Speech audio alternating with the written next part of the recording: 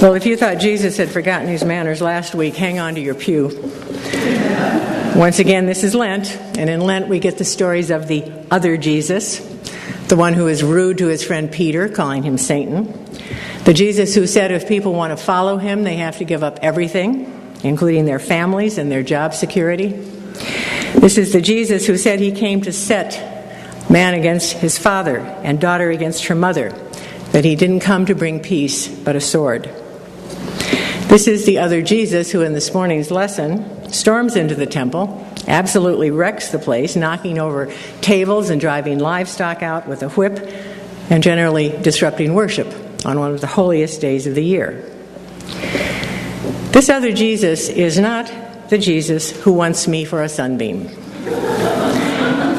He is not, as someone said, the potluck Jesus, who joins us at the round-the-table carol sing. He is not the gentle Jesus, meek and mild, or the good shepherd Jesus who smiles down at us from the picture in the nursery of him holding a lamb on his shoulder. This is the Jesus who comes to church and asks why we haven't gone out to find the lost lamb, or why we haven't invited those who are hungry to the church potluck.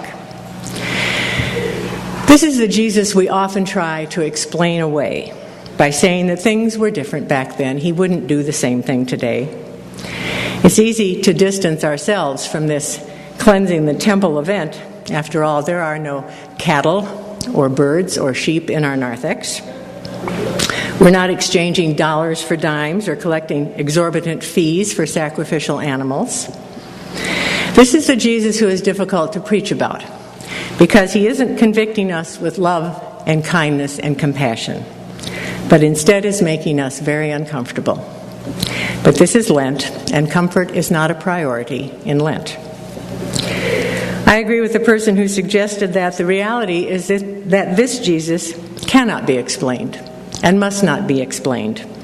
So we are left with three choices. We can either run away, or we can stand there with our mouths open, embarrassed by him, or we can run out and bring in the crippled and the unclean and the forgotten to fill the gap that is left when Jesus is done with the selfish, complacent, and the unjust. And then that person goes on to say, let's quit explaining this other Jesus. Let's quit acting like embarrassed relatives of a madman. Let's start asking what would happen if this other Jesus came to cleanse our sanctuary. What would happen if this other Jesus came into the temple of our hearts? This is Lent, and this is when we are faced with those kinds of questions and all of their sobering reality. The story of turning over the tables in the temple is told in all four Gospels. In Matthew and Mark and Luke, it comes at the end of Jesus' ministry, during the last week of his life after his triumphal entry into Jerusalem. And in each of those stories, it's preceded by the account of the rich young man who asks what he must do to inherit eternal life. And in each one, Jesus tells him the same thing. Keep the commandments, and you know what they are. Do not murder, do not steal, do not commit adultery, do not bear false witness against one another, honor your father and your mother. In the Gospel of John, this event occurs at the beginning of Jesus' ministry, when the disciples are just getting to know him. Can you imagine what they thought? Don't you wonder if they said to one another, this may have been a big mistake? One preacher said, no doubt the disciples tossed and turned for a long sleepless night. It must have been disconcerting, at the least, to witness Jesus unhinged, throwing furniture and yelling at the top of his lungs and flinging money into the air. Maybe they ran for cover with the rest of the crowd. What about the next morning? Did they look him in the eyes, or did they kind of shuffle their feet and stare at the ground and make small talk?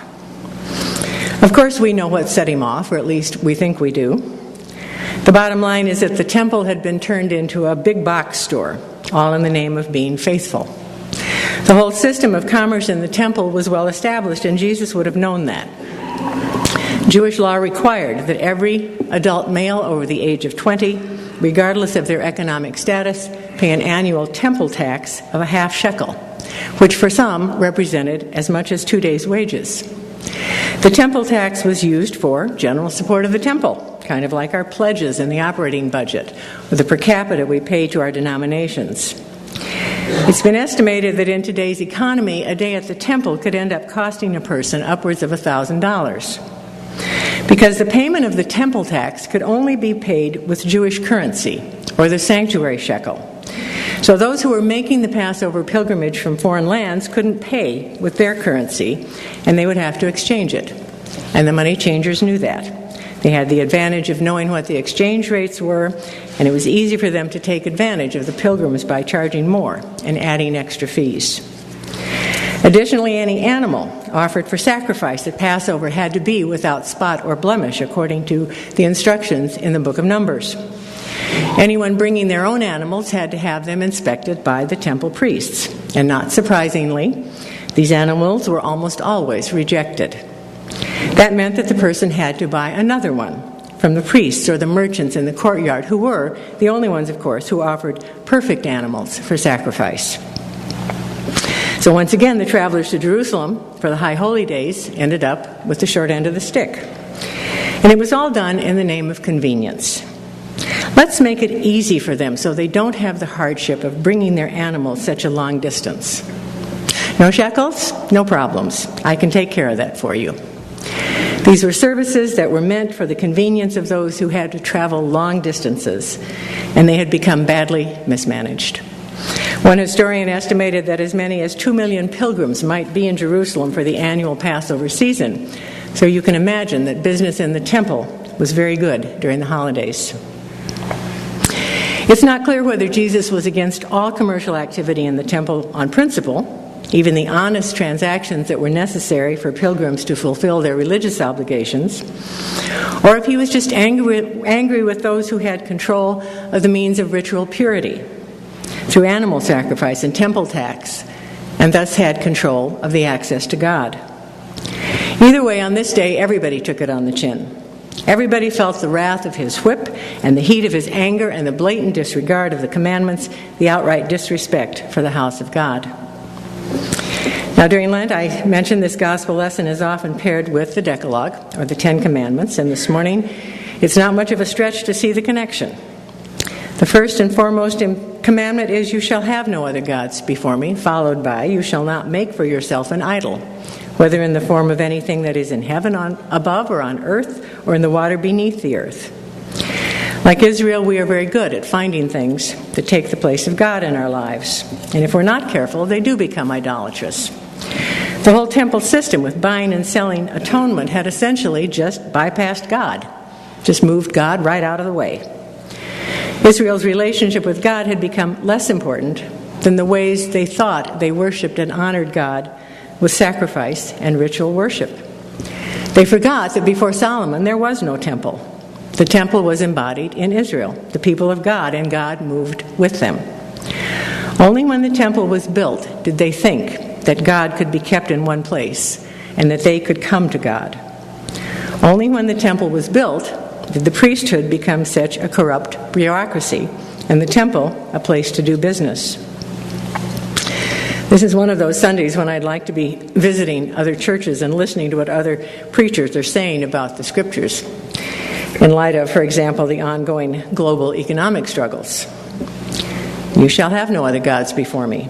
Not your career or your investments, your houses, your cars, your airplanes, your vacation cruises, not to mention all the other stuff that you've accumulated.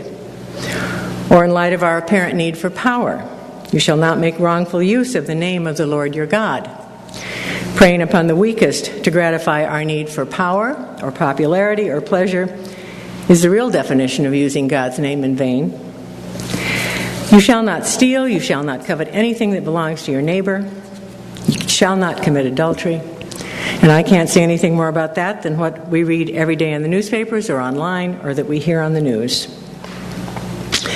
We tend to think of biblical law, including the Ten Commandments, in negative terms, rather than understanding it as a gracious gift from God for the sake of the life and the health and the well-being of the community. If, in fact, we are all in this together, and I firmly believe that we are, then we all need to take initiative and assume responsibility for the world that we're a part of. Our God is not a go-it-alone kind of God. Lent is a time to take responsibility and ask those hard questions. What tables would Jesus overturn today? In our church, in our denomination, in our personal spiritual lives? One commentator writes, "I read the cleansing of the temple as a stark warning against any and every false sense of security. Misplaced allegiances, religious presumption, pathetic excuses, smug self-satisfaction, spiritual complacency, nationalist zeal, political idolatry, and economic greed in the name of God are only some of the tables that Jesus would overturn in his day and in ours.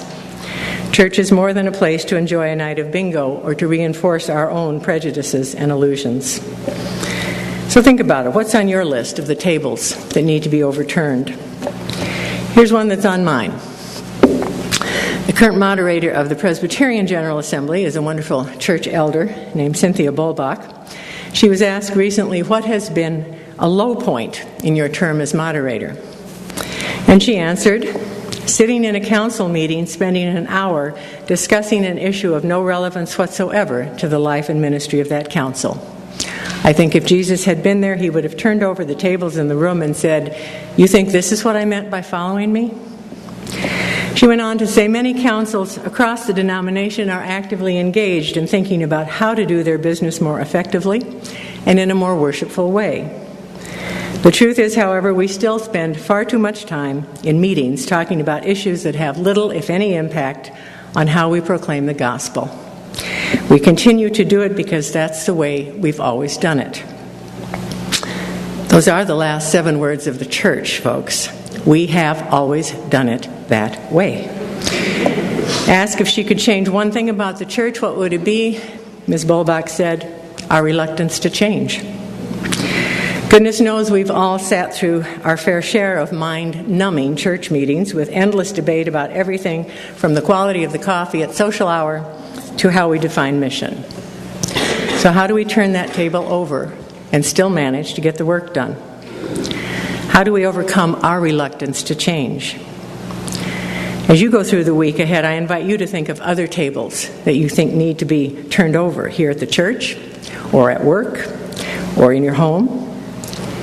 Thankfully, God is gracious and merciful, slow to anger, and abounding in steadfast love for all of creation, and apparently very patient with all of it too. God's house is a place of refuge, a sanctuary for those who are wounded or abused. It is where justice and mercy abide, where compassion and love and courage hold hands with brokenness and grief and despair. And here's the other place where we need to be talking about cleansing the temple, because after all, we are God's house, all of us. Not just this building, not just the wonderful programs we provide, or even the worship that brings us together. We are God's house. We are the place of refuge and sanctuary, and it's never too early to start washing down the walls and shaking out the carpets and turning over the tables. What are the tables in your life that need to be overturned? Are you reluctant to turn those over as well, to look underneath and see what's there? This is just a friendly reminder that Lent is a great time to start the spring cleaning. So let's get busy. Amen.